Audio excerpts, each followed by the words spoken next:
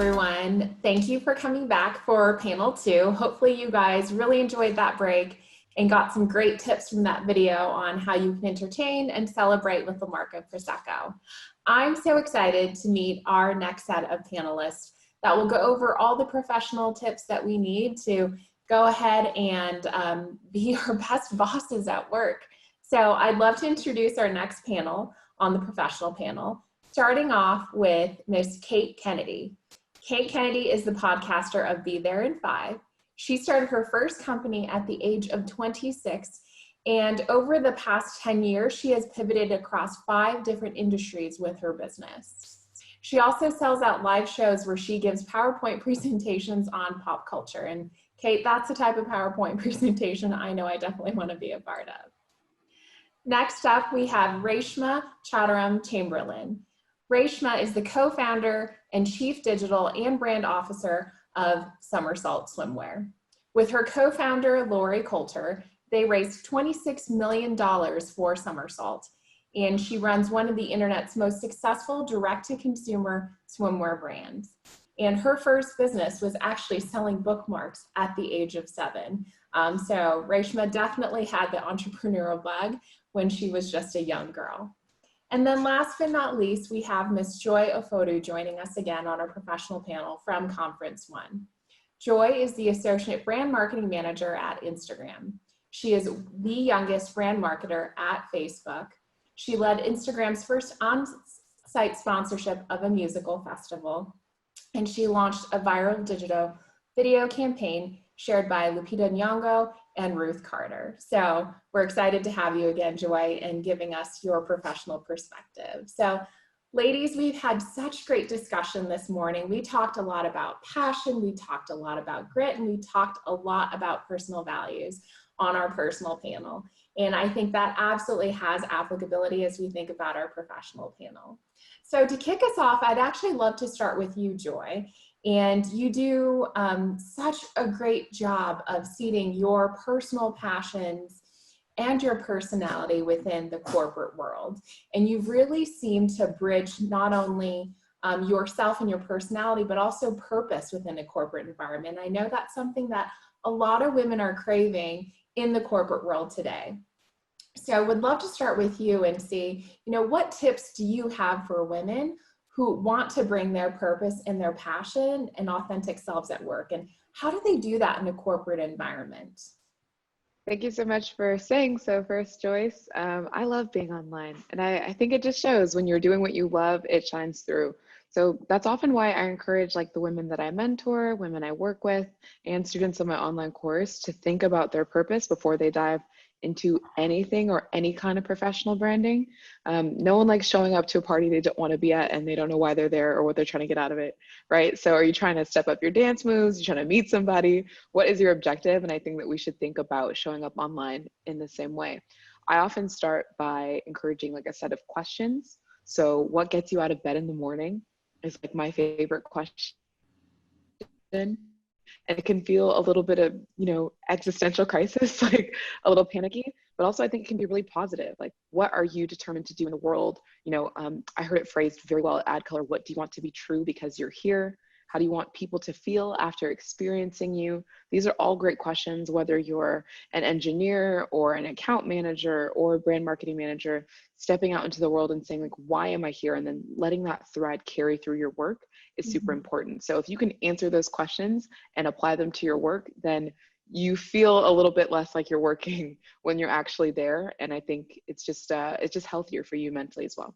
Yeah, I love that. I think one of the things you said that really resonates with me and is a perfect bridge in our personal lives, in addition to our professional lives, is what do I want people to feel after they interact with me? How do I want them to feel after they work with me or have a conversation with me? And you're right, that's one thing that we can absolutely control and absolutely define for ourselves in our personal lives and also in our professional lives. In any corporate environment, really. And so that really just comes into a place of personal values.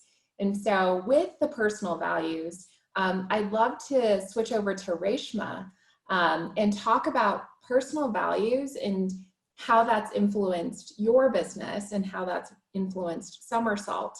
I think what's interesting is, well, let's be honest, on behalf of all the women here, we want to say thank you for recreating a positive experience in swimwear. We know that that can just be one of the most daunting experiences for any woman, with any woman or girl of any age. And what I think is amazing is you somehow took a crowded industry and you took a daunting consumer experience and you shifted it to a positive and uplifting consumer experience. So with that influence on your business vision, how did you start defining that human vision for your company, and how does that resonate with your own personal values? First, thank you for recognizing that. We work so hard to make sure whatever we put out in the world is actually a reflection of who we actually are. I think brands sometimes struggle when you're trying to be something you may not be. We often say we're not the coolest girl in the room. You know, we're often the girl who's kind, thoughtful, authentic, helpful, and has great style. And so that's how we think about our brand. We often say the brand is the best friend you're willing to take in the dressing room with you. As women, you know, we're always taking our moms, our sisters, our best friends in the dressing room with us, but we're comfortable enough and vulnerable enough with them to say, does my butt look okay in this? Like, do these colors look okay on me? But we're also that friend that we look up to. We all have that friend that, you know, knows all the best restaurants or wears the latest brands. So we look at her in an aspirational way. That's the kind of brand we've really worked hard to build. It's that best friend you're willing to take in the dressing room with you. The swimwear shopping experience for all of us has been, you know, dictated by a very over-sexualized version of what women want to be. And that doesn't mean we can't be sexy on our own terms, whatever that might mean. So we really worked hard on creating a customer experience that was focused on joy. And if we all can think back to the time when we were kids, when we interacted with water, we dive in, we jump in, the salt was in our hair, the sand was in our toes, we were happy. Somehow, as we've gotten older, that relationship with wearing a swimsuit and interacting with water has completely changed. So our mission was really to reinstate that sense of joy through every interaction with our brand, whether that was through our brand colors, whether that's with our, you know, with our phrasing, that's whether with our images. We really wanted everyone to feel that sense of connection and joyfulness in an industry that was pretty much devoid of it. And I think when we think about personal values affecting how we think about building a brand, Joy, you said something so beautiful, is what gives you purpose in the morning, right? And what gives us purpose in the morning is making women feel happy and confident. And we might do that through a swimsuit. We might do that through activewear that we're launching next week. We might do that through loungewear like we launched last year, but it's all about giving that sense of joy back into an experience that's devoid of it. And Lori and I come from very different backgrounds, and we wanted to create a brand that celebrated that as opposed to a brand that was one-dimensional. Yeah, I love that sense of purpose and that sense of joy and giving back. And I think it goes back to, you know, great brands. And we certainly believe this at La Marca. Great brands don't just come from the product that you sell, but it's also what you stand for and what you're offering in terms of experience. Very similar to what you're saying with Joy, like what would it be like to interact with me? I think that's paramount for the consumer today. I'm just curious for the other ladies, this whole swimwear experience and the reinvention of it, is that resonating with either of you?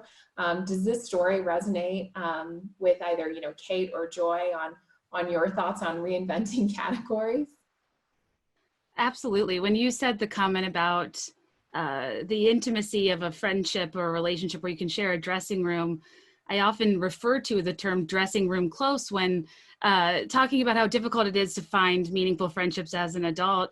And I love that the communicated in the brand is kind of that level of comfort and trust in the product that gives you that sense, whether you're alone or in great company, right? I think that's a really important sensation to tap into that transcends the product entirely. Yeah, Kate, I love that definition. Is this friend dressing room close? That's That's a huge insight right there. I love that. And I'm like sitting through, it's like, oh, is this person dressing room clothes? I love that. Okay, this is so fun. Kate, I'm gonna stay with you right now because I think what we're hearing is a lot of personal values, purpose coming through in business, and it obviously shows up a lot in entrepreneurship. And for you as a serial entrepreneur in such a great way, would love to understand from you what your own definition of entrepreneurship is, and what's the one thing you would want any budding entrepreneur to know as they're starting their business?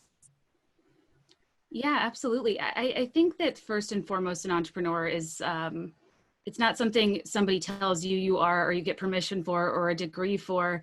It's simply somebody who's solutions minded, who has the creativity to ideate meaningful solutions, the resourcefulness to execute against them, and the humility and perspective to pivot, to change, to abandon if you need to, based on marketplace response. I think there's an immense level of flexibility that's required, and a lot of bravery to put your ideas out into the universe in a tangible manner. And for me, the biggest thing I learned about being an entrepreneur was that there comes a point when an entrepreneur and a small business owner diverge.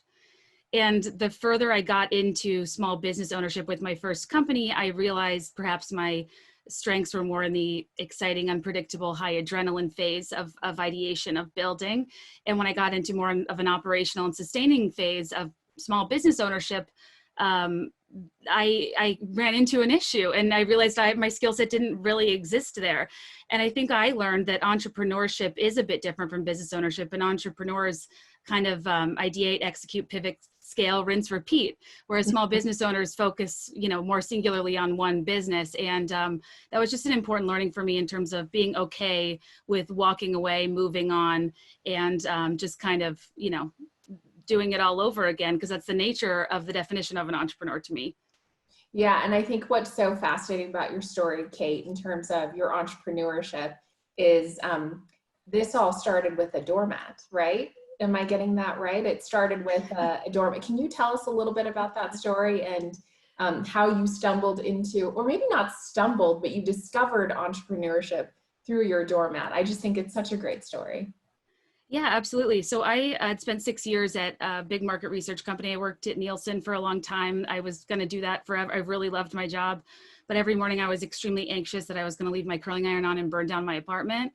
And it was getting to a point where it's a problem. And I saw my doormat one day and thought, these welcome me into my home. Why not see me on my way out and remind me of something important? And for a type B person like me, that's always kind of trying to fit a lot in, and to my own demise is a bit of a be there in five sort of person, in terms of I'm texting my friends and I'm a few minutes late, but I have good intentions, and it's probably because I was trying to do too much. I kind of wanted to create a brand grounded in one of my biggest flaws, and to create a product that was useful in terms of not taking yourself seriously, but also reminding you of something highly functional with the most basic, unexciting household product that exists. Yeah, well, and I think what I love about that story too is, your story of entrepreneurship was just such a story of innovation and grit. And my gosh, like, to innovate a doormat, I don't know if anyone would have thought to innovate a doormat. And I know when you and I spoke, I was like, I need one of those doormats. Don't leave the curling iron on remote. So I think that's such a fascinating story. So thank you for sharing that perspective on entrepreneurship and innovation. Reshma, if we can go back to you, talking about entrepreneurship and innovation. Swimwear is a crowded category, right? There are so many big players, there are small players, there are boutique players. And I know for a lot of people, innovating in that space may feel really, really daunting.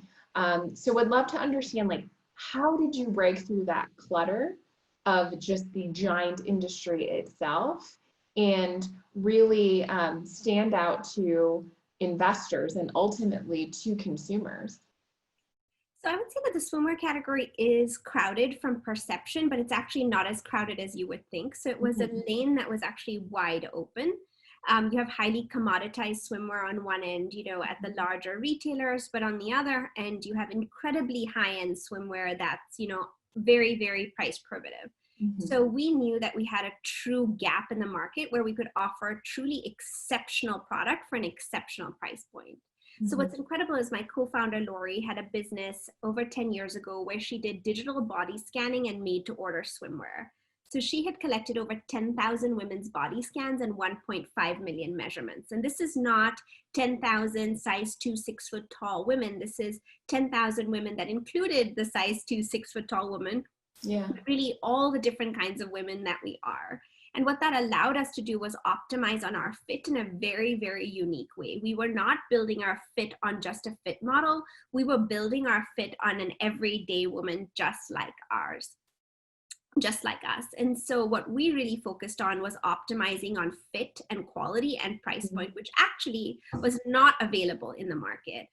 Victoria's Secret had recently left the market. There were many other larger players where swimwear was not a priority. So no one had really owned that direct-to-consumer relationship with the customer when it came to swimwear in a way that was authentic to how we all felt, which we tackled really early on in this conversation. We did not want to be talked to in a condescending way. We wanted to be talked to in a way that was friendly and approachable.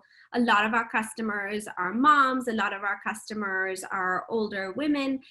Really, we wanted to create a dialogue that was about approachability and comfort. And that was where the opportunity was, both from a price and a quality standpoint, as well as a brand standpoint. So we never approached the problem separating brand and product. We approached the problem from being a completely integrated and differentiator, essentially. And so, to be honest, many investors didn't take us seriously. We had hundreds and hundreds of no's over and over and over and over again.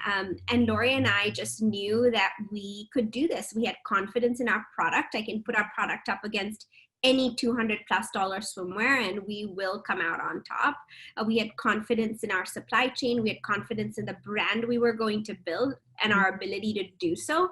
And so we really took the emotion out of the fundraising experience. And if someone was not interested, we'd move on and really focused on sharing what made us special. And those investors that understood that are the ones who are around the table today. And we're very grateful for their support.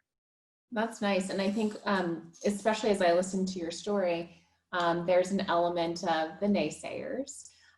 There's an element of grit and continuing to push forward and finding those people and finding the investors that do believe in your values. And I mean, I know certainly one way in which you stand out to consumers is just through the values of the company itself. And so it's such an important lesson that, yes, I know there's so many women out there who are probably trying to fund their own businesses, but you also have to surround yourself with the right people to make those ideas a reality, which is a great lesson. I'd love to dig into the naysayers piece because I know entrepreneurship is a marathon. And by the way, we're not just entrepreneurs, whether we own our own business, we're entrepreneurs in the workforce as well, and in working in large corporations for our own business ideas, our own projects. But I'd love to focus on the naysayers. And Kate, if we can go back to you for a second. How do you overcome naysayers when they say you can't do it? Or when they try to put you in one box and you're trying to say, no, I can cover all these boxes. As someone who has pivoted so many times with your business, how do you overcome naysayers and find the courage to keep going? Yeah, absolutely. I think this is an important one, especially because I think it's normal and healthy to a degree to care what people think and to care about the opinions of the people you respect and surround yourself with. But I do find in my experience, you run into a problem when, I think when you're just trying something new, people largely, in your life try to protect you, whether it's your family or your spouse or your friends. If something seems risky or out of the box, the instinct is to almost try to reel it in. And it can be incredibly de-energizing for somebody who's in a startup phase. Yeah. And I always encourage people to recognize the importance of compartmentalizing the input of people from your reference group that have your best interest in mind, but aren't your target audience. And if the people that you're letting dictate the validity of your idea aren't an adequate cross-section of your target audience, then why are you putting so much weight in their opinion? You can accept it, respect it, but it doesn't need to define how you move forward. And a lot of the things I've done, whether starting a doormat business, writing a book about social media, starting a podcast. They're not really traditional career options, and they did not go over well when I told most people about them. But that doesn't mean I shouldn't have tried anyway. And I think it's important to keep that in mind in terms of who you're listening to. Yeah, absolutely. I think those are all valid points. And I'd love to go to Joy next from a corporate perspective. Joy, I know that in large corporations, people run into naysayers all the time, whether it's on projects, new initiatives. And as someone who has launched new initiatives at Instagram, how do you overcome naysayers? How do you get people behind your ideas? Yeah, I think I love what Kate said about if someone's like not a part of the target that you're going for, like why validate that opinion anyway? I think that can definitely apply when we're trying to reach communities that a lot of our workforce like isn't actively a part of. That gives us like a positive opportunity to say, let me go get some insights for you, do some research and show you like what this community is all about. What are they consuming? What do they want from us? How can we reach them? And then people are sort of just forced to sit back and say, oh, okay, like, I'm happy to learn about this. So often when, your stakeholders are coming from a learning perspective, that puts you as the person pitching an idea at an advantage because you're just exposing them to something brand new. But I think otherwise, when we all are on the same table, it's really about just making your pitches like impersonal. Of course, you want to show that you're energized and you're invested. And Reshma, I'm sure that you ran into this also, but it's about the product, right? It's about holding mine up next to yours or ours next to the competitors and saying, this is what's going to get us ahead, showing research proof points and basing your argument on insights and the value of what your product, service, idea, program, etc., is going to provide to the community, and not, well, I've been here for X number of years and I think it will work. Or as we often do in creative and marketing, I know a couple of us fall into this from time to time, this feels right. Like we start to use language. I think this feels right to me. This looks good to me. Instead of working and focusing on what feels right to me, focusing on the end user and what problem it's solving for the community. Yes, absolutely. That's the number one principle in marketing, really, right? And branding. And sometimes we get so closed in on a project, we forget about that at times. So thank you for sharing. And then I think finally, oh, no worries. Just the last tip is that like, we're all on the same team here.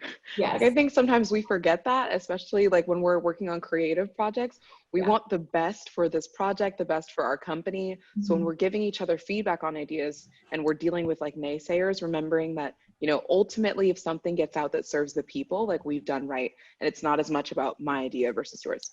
Yeah, love that. We actually have a saying at work where we say, are we all in the canoe together? And are we all paddling to the same place? And so love that. I think that's such a great reminder for all of us to keep in mind, especially when we're working from home in virtual environments. And it's hard to always create that connection or understand what the other person means. That's always a great reminder. We're always all on the same team trying to support and help each other. I'd love to kind of finish out our conversation on entrepreneurship. And Reshma, if I can go back to you. What was the hardest lesson that you had to learn in the process of starting your own company? I think a lot of women think like, oh, it's so glamorous. I'm a CEO, I'm an entrepreneur, but we know that there are a lot of hard lessons. And so what was the hardest thing for you to learn that you would want everyone to know? This is my third company, so I've done this a few times and different lessons each and every time. But I think the biggest lesson that I've learned is persistence. You have to be persistent no matter what it is. And no one is going to advocate for you or your business as much as you are going to. So oftentimes we're waiting for someone to recognize, oh my gosh, you're doing such a great job. Or, oh, wow, this is really a great solution. But in the end, that's really not how it works. You have to be screaming it from the rooftops. You have to be saying, this is absolutely the best swimsuit. This is absolutely the best activewear. This is absolutely the best loungewear you're going to get at this price point. You have to do that advocating. And by you, I don't mean just me singularly alone. It's the brand, it's the company, it's the team, it's me and my co-founder. So the biggest lesson I've learned is about persistence. You just have to keep at it. And I often say I've like clawed my way in, you know, like nails bleeding. Did not go to an Ivy League school. We're headquartered in St. Louis, Missouri.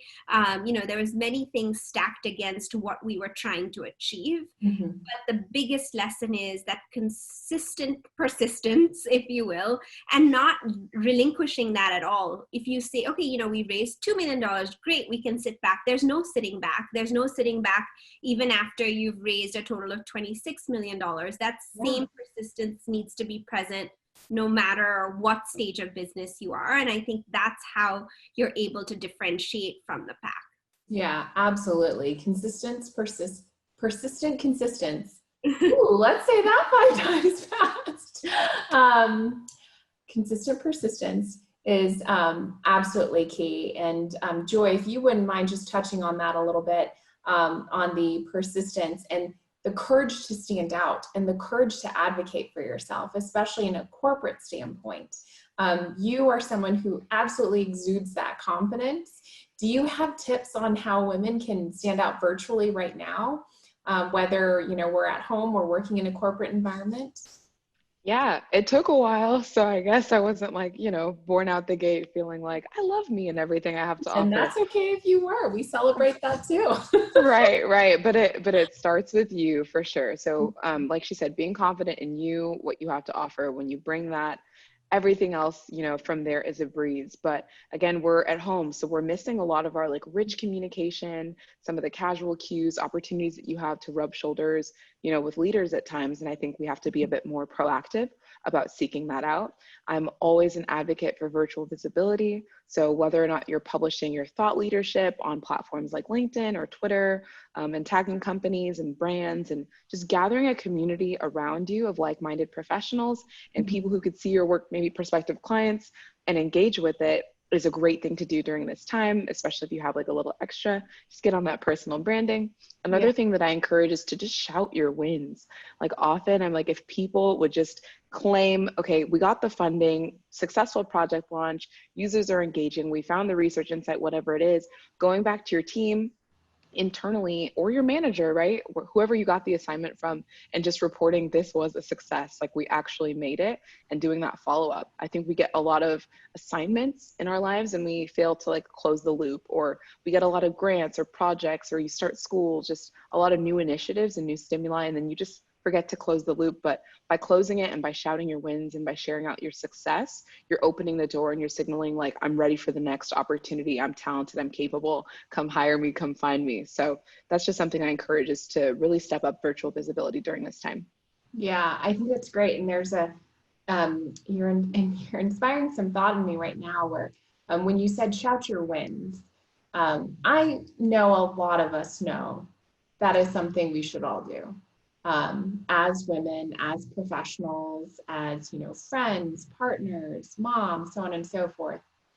I don't know about you guys, but sometimes I feel like shouting your wins and being able to do so confidently and humbly, but also not be accused of being, it's a thing. Does anyone feel this? And if so, would you mind just kind of kicking in some of your thoughts on that? Well, I also think it's something that leadership should be very aware of. So Yeah. what we have to do on our team, so it shouldn't just fall on the individual to shout their wins, right? If leadership is able to see what everyone is doing, how can you make sure your team knows that it's a safe space to be able to say, hey, I did that and that was awesome. So I noticed our team energy was a little bit low during, you know, the height of Corona.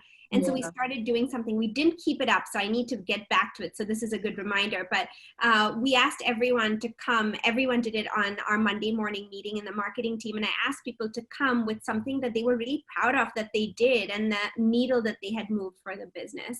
We're very transparent with each other. We're also very focused on anything that everyone is doing actually does move the needle. With a direct-to-consumer business, you can see it. And so we ask people to come, tell me about something you're working on that you're excited about and how it's going to impact the business. Tell me the wins, tell me what we've done.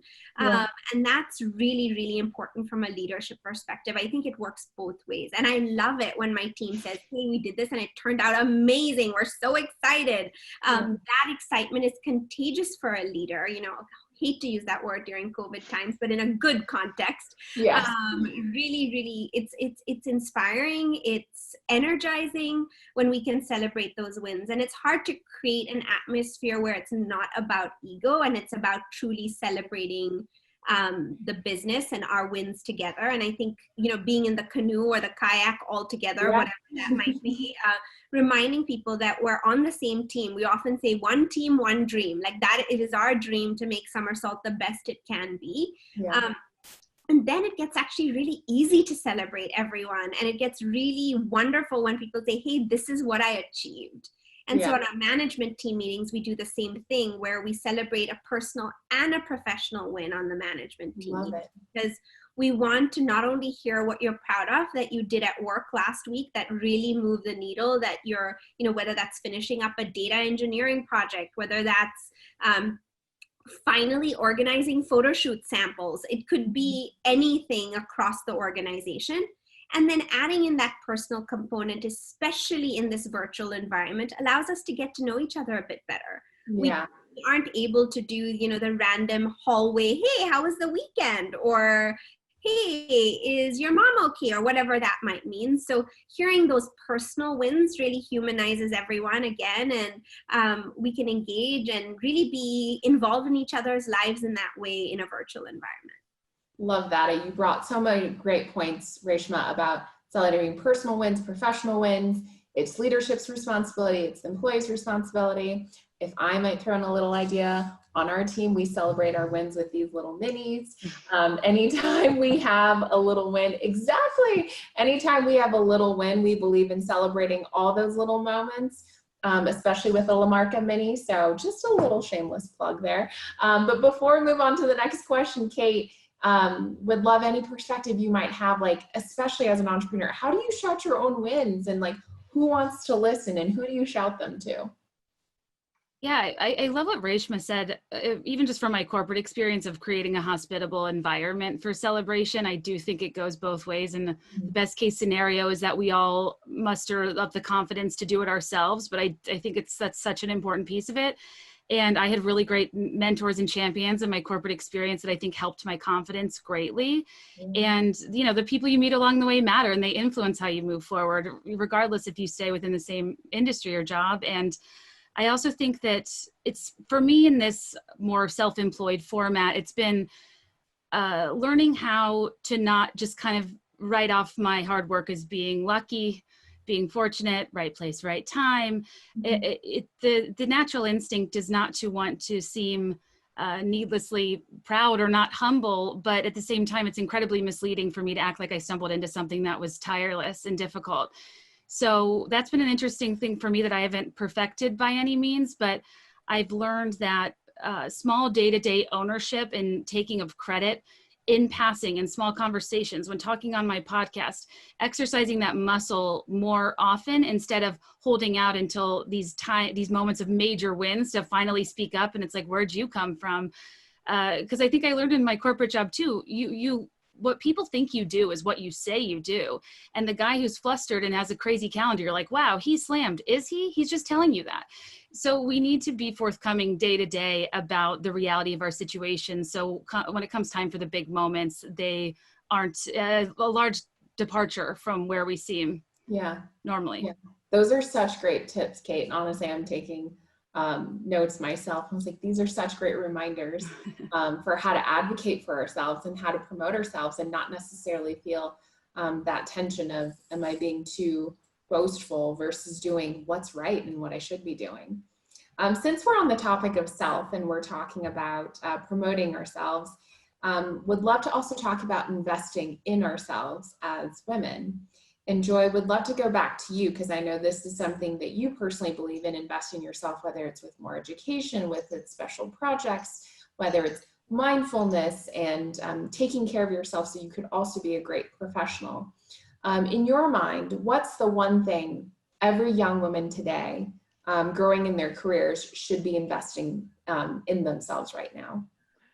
Ooh, I hate that I have to pick one because I would just love to just dole Give out us like a three. shopping list of One or like, three. okay. But I think definitely therapy.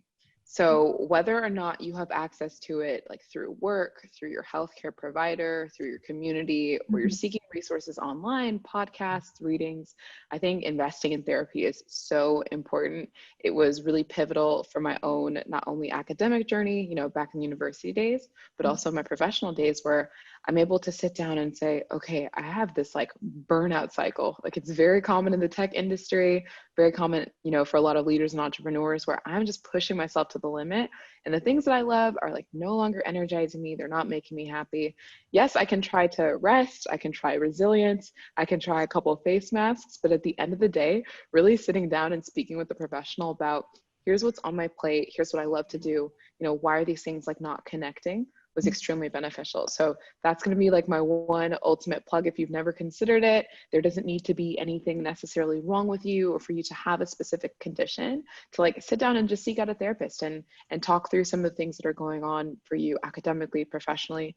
And then through that, everything else opens up, right? Because once you've worked on esteem and assessing yourself and awareness that comes from like a mental health professional, oh, then boom, like advocacy at work is no problem. Your interpersonal relationships, no problem. It just really helps you develop an awareness that you can't get just from working on your own or paying for literally anything else. So that's my one top of the shopping list item for everyone to go buy. Yeah, I love that. And being slightly biased as a coach, I do think therapy is also another great tool for women.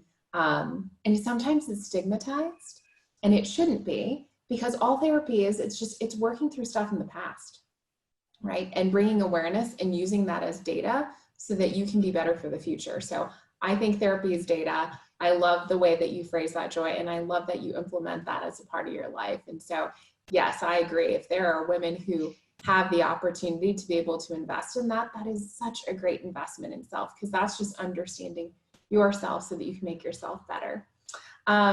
Reshma, in terms of talking about understanding self and making ourselves better, in terms of your success, when you think about your own personal story and something from your past, what's one thing that you absolutely love about yourself from the past or that you learned from the past that you think has influenced your success today? I think I grew up in a house with a single mom and two sisters. So there's three of us girls, so a house full of powerful women. My grandmother also was an incredible, she was an actress in Bollywood and really changed the way women were perceived in Indian cinema. Wow, And that's really cool. Yes, I come from a long line of very strong, very powerful women. All the women in our family have gone on to do very interesting, incredible things in their own right. And so I think for me, I don't think my grandmother ever called it feminism at that point in time, but she was absolutely a feminist and ingrained in all of us, especially, in 1930s India when she was doing what she was doing, this idea that you can do it, you can figure it out, you can do what you want to do. And there's oftentimes things stacked against you. But that is something that from my personal life that I've carried on is that I've been able to see these incredibly successful women, all in different industries. And I knew it was possible for me. When I was younger, I didn't exactly know what I wanted to do, right? Things happen, you work really hard. And to Kate's point, it's not just stumbling into it. You've worked hard, you've put yourself into situations, you've put in the effort to get where you have to go and where you're going. But having these incredible women was just a reminder that I could go where I needed to go, even if I didn't know where it actually was. And that's been really helpful because I never had a doubt that I could do it. I think maybe that confidence was embedded in me through my story. And oftentimes an entrepreneur, you don't know how you're going to get there, but you kind of have a goalpost that you've put in the ground for yourself. And that works even in a corporate setting and being entrepreneurial in a corporate setting. It's about thinking about where you want to go. And I'm a big believer in manifestation. And I know some people may not understand it or some people do not see the value in it. But for me, I go to bed every night, and I've done this since I was a little child. And I've envisioned at that point, whatever it was that was important to me. And I almost tell a story, like I'm a storyteller in my head. So down to the details of what I'm wearing, where I am, what I'm doing. Ooh. I really think through something. So whether that's spending a summer in a place where you've always wanted to be, I often have a vision, and this summer we were able to do that. So over and over again, thinking about what that vision is in specifics and keeping that at the forefront of your mind is something I carry through from my past. Yeah, you know, I think that's such an interesting tip. We've touched on the topic of manifestation, vision, and making sure you're very clear and specific on goals. What I love that you added to it is like, think about like almost all the senses associated with it too. It just puts you in such a positive mindset towards trying to achieve that goal, which again is another great reminder and a great tip and tool for a lot of the women watching today. And I would add, Joyce, that then the dreaming gets fun, right? If it's so fun. I want to be a CEO. Great. What's the fun in just thinking that? When I start thinking about, okay, I want to be a chief brand and digital officer, I want to be a CMO, or I want to own whatever it might be, put the details around it. Like it's almost like planning a trip. They always say that the planning is part of the experience. It's not just getting there, right? So that's how I think about goal setting and dreaming, is like the planning is also the fun part. Like put a visual around each of those things. Think about, I always think, okay, when X happens, I'll do Y, and when Y happens, I'll do Z. And it's so fun to put that out into the universe. Yeah, that's such a great tip. I love that you said the dreaming is the fun part of the planning. For me, that would involve a lot of Prosecco and probably a lot of puppies. So I'll add that to my dream of wanting to be a VP or CMO one day. So that's awesome. Kate, would love to go to you as we talk about investing in self and believing in self. And what I loved about your story is like you very specifically mentioned a lot of people try to put you in a box. And so one question I'd love to hear from you, are you team wear all the hats, or are you team just wear one hat and do it really, really well? I don't think there's a wrong answer, but would love to get your perspective as you think about reflecting on self. Yeah, it's an interesting question. And I always hate when I come back with an "it depends," but I do think in a black and white world, sometimes there is a lot of gray. And I really do think in this case that completely depends, because there's something to be said for depth and there's something to be said for breadth. And I have so many different interests that, and I think I've realized over time in exercising that is how many different sides of myself I've met. So I maybe subliminally try to keep my options open so I'm not over specialized. But I think there are industries where specialization is incredibly necessary, and the outsourcing and you know, streamlining your time is really important so you're not spread too thin. So I don't know, my philosophy is kind of, I'm less of a believer in inflexible principles and more of a champion for nuance. And instead of deciding what hat you'll indefinitely wear whatever meets the circumstance at that day, at that time, and don't let yourself be defined by, you know, what you said you were going to do or you should do or what people want you to do or the box people put you in. You kind of have to stand in your own position outside the box, I guess. I love that. That's so great. And I love the champion for nuance. Sometimes it's the nuance that unlocks so many great things and possibilities for us. So that's fantastic. I'd love to get into some audience Q&A. And Kate, we'll just start with you. One of the audience Q&As we're getting is, how do you protect yourself when you and your experiences are your brand? Oh, wow. That's a tough one. I think that okay, this is gonna sound crazy. I have a lot of what I do involves Instagram stories, pop culture, constant engagement with my audience. I deliberately blocked my husband from my Instagram stories because then this world doesn't exist in my home. And we're not talking about the content I posted that day. He's not like, why do you care what, you know, Stormy Webster's, you know, wardrobe is worth? I don't know, whatever ridiculous thing I'm talking about that day. I am able to have a life in my home that everything could be crumbling on the outside and he'd have no idea what's going on, and we can proceed as normal. And I think that's been really healthy for me, just for my home life. And yeah, I think beyond that, it's the normal exercise of trying to care a little less what people think and not letting it define you, especially not overvaluing the opinions of people you don't respect by their delivery of their opinion, but also realizing that, like, if you have thin skin, you have thin skin. I'm a sensitive person, and I think a lot of what makes me successful and a good communicator is the fact that I'm incredibly sensitive, and I don't want to lose that part of myself. So yeah, I get my feelings hurt and lose my sense of self often, but it's how you bounce back and the tools you use to work through it instead of just wishing away that you'd be sensitive altogether. Yeah, I think I love that you embrace that about yourself and you work with it and you flow with that. And I think those are really great wise tips. And I'm a sensitive person as well. So everything that you're saying is absolutely resonating with me, and I'm sure resonating with a lot of people who are watching today. So thank you for taking that to a vulnerable place for us and being willing to share that. Reshma, the next question that's coming in for you is, how do you deal with imposter syndrome in an industry that is constantly evolving? Oh my gosh, that's, again, these women are sending some amazing questions.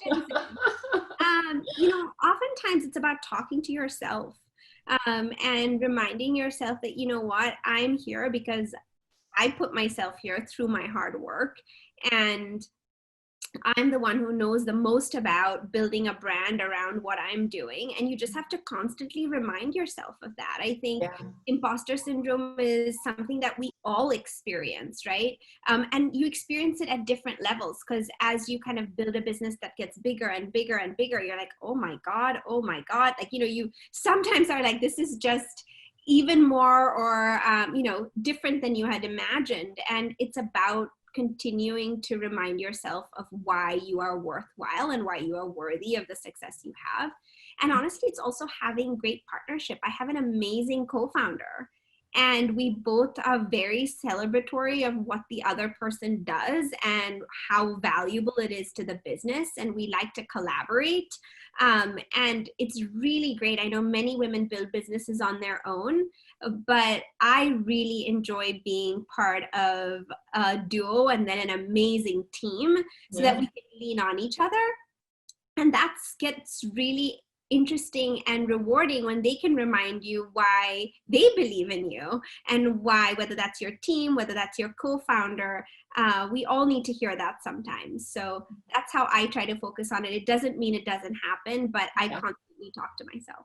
Yeah, absolutely. I think you bring a lot of great points, and I'll be honest, I feel like we're always going to have imposter syndrome, no matter how far we get along in our careers. It's going to show up some way, somehow, and it's a gentle reminder to ourselves that we can do it. We've gotten this far, and surrounding ourselves with the right people. So thank you for sharing that, Reshma. So before we close out our second panel, what I'd love to do is just do one final group question. And as we reflect upon all the great advice you've given us, and as we reflect upon what's been such an extraordinary year of 2020, I would love us to think about finding the silver linings in life, especially around hope, beauty, because there is so much that we can celebrate about what we've done, even despite a crazy year.